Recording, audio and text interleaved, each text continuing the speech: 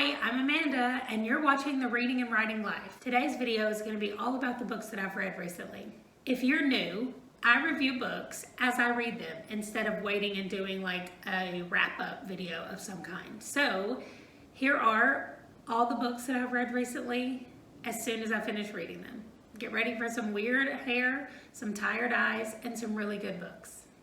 Okay.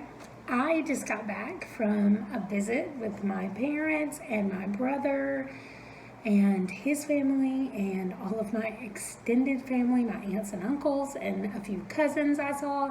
So I just had a really good weekend visiting with a lot of family members and also doing some reading. So I tend to actually not read as much on vacation as I do when I'm at home. And I think it's because when I'm at home, I have like my schedule, the way it goes, and the way, I have my reading times like already set out, I guess, at home. And so it's just easier to keep doing it that way. But when I go home and visit, I'm visiting, right? So we're like going out and seeing people all the time. And so it's just harder to read. Anyway, I have my list of books that I read over here. I'm just gonna go through all of them. I think I have 4 or 5 to discuss. So I'm gonna scoot over here so that I can put them up there. All right, the first one that I finished was a Kindle book that I was reading, and it's called Reservations by Kindle Alexander.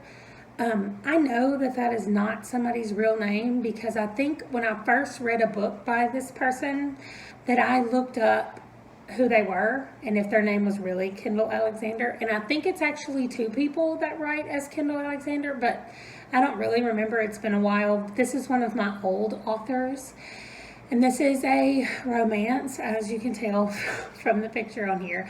But I liked this one because this was about a guy who didn't want his relationships to turn out like his parents' relationship, so he just didn't have relationships. He either hired an escort or, well, that's exactly what he did, or maybe had a one-night stand or whatever. He just didn't do relationships. And then on the other side, we have a guy who is all about relationships. His father has just died, and he has custody of his 2 little brothers, and he's trying to keep them all together, and he's just really trying to make money. Well, he wants to be a doctor. He was in med school, and now one of his jobs, because he has more than one, and one of them is at a physical therapy clinic, and where he helps a guy named Julian after he had really been beaten, attacked, I don't know. That happened before the book started. And so he helps Julian, and then Julian comes in and to the coffee shop where he's also working. And he says, I have a job for you, and I want you to come work at this club called Reservations. And the guy was like, I'm not doing that. I'm not an escort. And he's like, no, you'll just be working at the bar, like waiting tables and stuff like that. If you want to do the other stuff, that's on your own. Like there's no escorting on the premises or whatever. So Anyway, long story short, he decides to go ahead and work there. He meets Thane, who owns the place, and it's like immediately Thane realizes that maybe his whole escort thing that he wants to have going on is not the best way to be. Anyway, I loved the whole brother dynamic. I thought that was really well done, and protecting them and trying to do what was best for them and get them like moved on. And Levi was a great big brother, and I really liked that part. The thing with Thane took a lot longer than I thought he should to come around and realize what was going on. And then once he would start to realize what was going on, I felt like it took Levi a long time to then come around to believe what Thane said. So I don't know. It could have been a lot shorter if we cut out some of that wishy-washy middle part. But anyway, I thought that it was a decent book. I gave it 3.5 stars, which means it got 4 stars on Goodreads. And yeah, one of my old authors that I think I'm going to keep reading. I DNF'd one of the other books that I was reading by Kindle Alexander just because it started out too angsty. And I was like, nope, I'm not doing that. I'm not here for that. So we'll see how some of the others by them go. Okay, the next one that I finished, I'm going to get over here, is called Life After Life by Kate Atkinson. Let me make sure I got that right. Yes. It was such an interesting concept. So if you've read the little blurb on the back, you know that Ursula Todd is her name, our main character, and she dies the night she's born. But then she goes back and it's again the night she's born and something happens just a little bit differently and she lives. And so that's what continues to happen all throughout her life. She makes a decision, she dies, and we rewind a little bit. Sometimes we rewind all the way back to her birth, and sometimes we just rewind a couple of years, maybe even a couple of minutes. There's no telling how it's gonna go. And so it's just a really cool concept, and it seems to be the beginning of a series. I picked this one because it was just a new author that was recommended to me. And so anyway, the concept was really good. I gave it 4 stars. It was a little bit confusing sometimes, just because, like I said, that she jumps around in the timeline so much, and sometimes her life puts her in the company, we shall say, of really famous people, and sometimes it doesn't. She just lives her life in obscurity. And so I think that was really cool the way she did that, and I really liked it. And I'm going to continue in this series because apparently other people in the Todd family have this ability as well, and so I'm gonna keep going with it. I thought that it was a good book. If you've been wanting to read it, I think you should pick it up. I did it on audio. I can see that if I was reading this on Kindle, it might have taken me a lot longer to read it, but because I was doing it on audio and we were sitting in the car for 9.5 hours to get home, it didn't take very long. You can see that I'm just trading places with my camera, just so you have a little something different to look at, because I'm doing all of this after I got back from my trip, and so I feel like I'm doing all of them at one time, and also I'm forgetting what I wanted to say, which is why I don't like doing it like this. Anyway, the next one was another buddy read that I did. This is only the second buddy read that I've done, and it was on her list of books that she was already planning to read, and she told me to just look at the list and see what I wanted to do. And I picked this one, and I'm glad that I did. It's called Firekeeper's Daughter by Angeline Boulley. This book was so good. First of all, it's considered a young adult. I will say there are many, many, many trigger warnings. There is murder, there is drug abuse, there is rape, there is, what else? I don't even know what else. There's discussions about physical abuse, verbal abuse, so be prepared. And like I said, it's a young adult book. It is about Donis, who is half Ojibwe and half white. So she is straddling both worlds. Her dad's family is from the Ojibwe tribe, and this is in the Upper Peninsula of Michigan.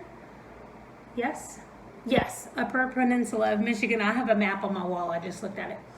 And a lot of it takes place at Fire Island. I just wanted to know how much of these locations are real and how much she made up or embellished or whatever, because I thought, I want to go there. Like, she made Fire Island seem like a magical place.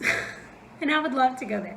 Anyway, so she is a great hockey player. She has an injury, so she's not playing hockey, but her brother is, and he's on one of the best, I guess we would call it a semi-professional team. They're all out of high school, but they're not fully professional, I guess. Anyway, I don't know what kind of team it is, but he's playing on it. And a new guy shows up named Jamie, and she is supposed to be showing Jamie around, and that seems to be her favorite part of everything at the beginning. And then there is a murder, and she is sucked into this kind of investigation, and nobody can be trusted anymore. The best part of this book to me was all of the indigenous information in general, all the stuff that we got from the tribe. And I would say right now, if you want to get the full experience, I would listen to this on audio, even if you want to follow along while you read, because the narrator says all of the Ojibwe words correctly, or she pronounces them for you. So if you don't know how to pronounce those words, I would definitely recommend getting it on audio just to enhance the experience of it. But I really liked it. It was fast paced. There was always something going, always something moving. And what was funny was I was checking in with, I did this with Amanda at the Curly Reader, and I'll put her information below. And I was checking in with her every 5 chapters. We would just do a Voxer and say what we thought was going on.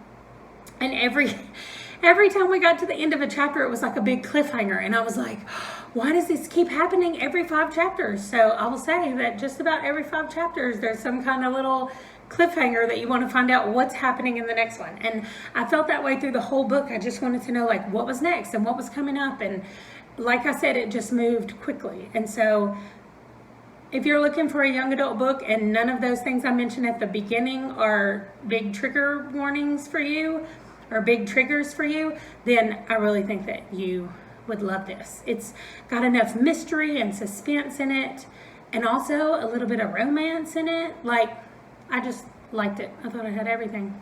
And the last one that I finished on the way home was Fake It Till You Make Out by Isla Olsen. She is a new author to me, and I read this on Kindle. As you can tell, it is a romance. It's one of my favorite tropes that I didn't even realize was a favorite trope until the last few books that I've read, but it's a fake dating trope, and I really like it. Anyway, number one about this book, this introduces us to the Kelly family. There are 11 children in the Kelly family, and before you think, oh, have I got to go through 11 books?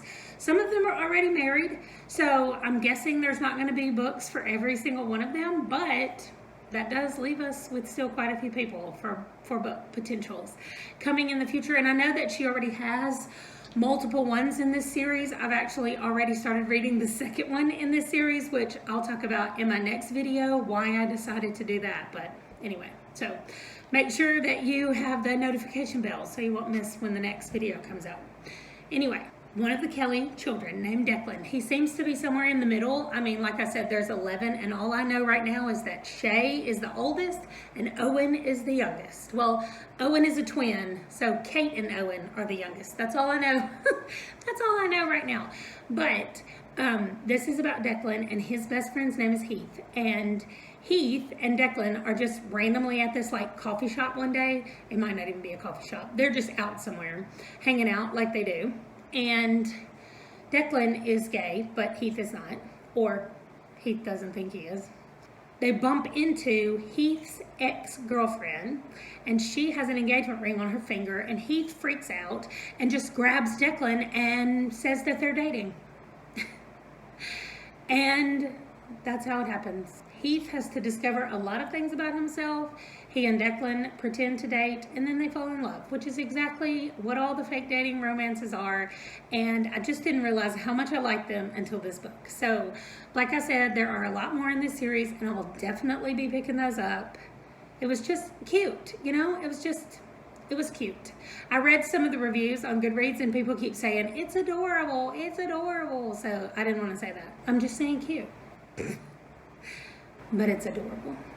So that's it for this video. If you liked any of the books I talked about, if you've read any, or if you want to read any, comment below and let's talk about them. As always, I would love to do a buddy read. If anybody's interested, comment down below and we will work something out. Don't forget to hit the like button and subscribe so you don't miss anything, and I will see you guys in the next video. Thanks for watching. Bye.